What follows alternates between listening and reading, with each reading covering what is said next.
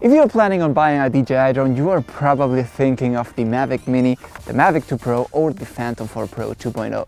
We're gonna tell you 3 things that are bad actually or not so good about these 3 drones. No more talking, let's go. By the way guys, disclaimer, of course this video was shot one day before we got into the quarantine, so it was still legal to do what we did. You will see that I don't look especially too happy because we're living some exceptional and complicated days. No more talking, let's watch the video. Hello guys and welcome, this is Alex with Chivo on the camera. Let's start right away with the Phantom 4 Pro 2.0, the big brother of this family. Of course the first negative point would be the size and the weight. Actually, just give me a sec. This is probably the smallest case that you're gonna be carrying when transporting this drone. So I don't want to talk too much about this, but this is actually a real problem, especially if you're a traveler or you are moving a lot around with your drone. And of course, look at this, the size of this controller without even a screen, so you'll have to attach the phone here. So it's something that you have to think about. If you are just filming around your neighborhood or your garden or whatever, it can do the job. It's not so bad. This drone was launched almost 2 years ago and it's just an update. It is 99% the same drone as its predecessor, the Phantom 4 Pro, that was launched almost 4 years ago. By that, it's still the king DJI consumer drone.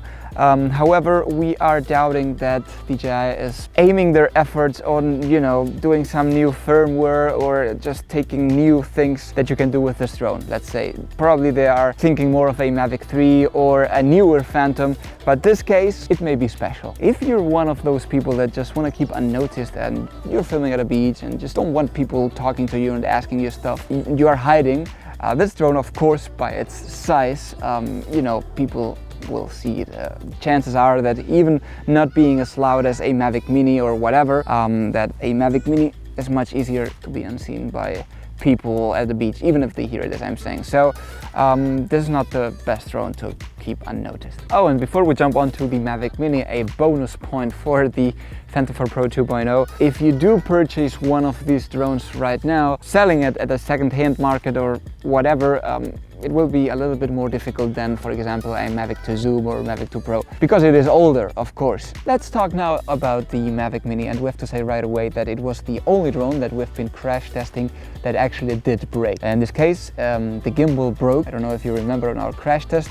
So it's the first drone that we actually do recommend purchasing the Safe Care by DJI. I mean the Refresh Care, of course. Still having a super great output, as you've seen in our reviews and tests, and as the perfect beginner drone or as a backup drone for, for a more semi or professional people.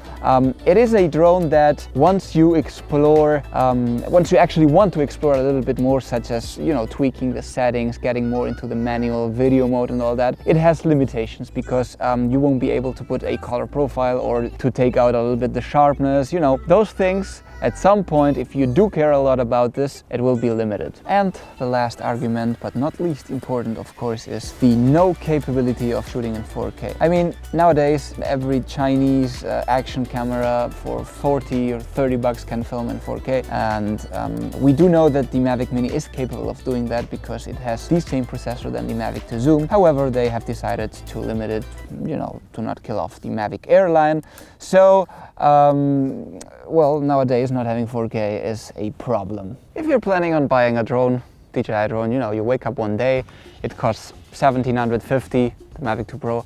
You wake up the second day, it is 200 bucks less, then the next day 100 bucks more. We do not know what DJI is doing with the prices, but we have to say that right now it is priced at the same price as the Phantom 4 Pro 2.0, which means that you're getting a drone with a little bit less quality and image output than the Phantom 4 Pro 2.0. for the same price. By that I mean we've done tests on this channel, you can watch them, and you can see that there's a little bit less of image quality in the output of this drone. The second point, and it was also kind of controversial when we found out and we did some research and tests like a year ago, even though it has a 1-inch sensor and a camera developed by Hasselblad, we do know that it is not fully optimized. By that we mean, without getting too technical, that it is not getting the full power of the 1-inch sensor. Very simply said, if you're thinking on buying a 1-inch sensor, a super camera developed by Hasselblad, no, it may not be entirely true. I'm gonna kill. And finally, if you're into the drone world and the drone business, you know that in the past months, new drones have been released that are really important and that are beating the Mavic 2 Pro own specs. We know the Untitled Evo 2 is capable of shooting in 8K, 6K. The Skydio 2 is adding some advanced features on tracking, which, you know, beat the Mavic 2 Pro 2. So know that it is not anymore the king over the specs on a paper, which means that actually side-by-side footage by image quality and depending on how the processors are and the sensors are optimized, there may not be a big difference, but on the paper, the specs. Of course, we're still talking here about probably the best drones out there in the market, and this is not a negative video, but from time to time it is important to know the least good things about each and every single drone. So we don't have any problem talking about this, and if you do know some other bad points about these drones, please let me know in the comments, because I really want to know them too. And nothing really else to say. Of course, I would still buy a DJI drone now. I still want to test the Untitled Evo 2, but I have not gotten one. I can't really access to get one. So if you are outside the US, it may be kind of difficult to get one, but I still want to test it and compare it to these DJI drones. Same goes to the Skydio 2.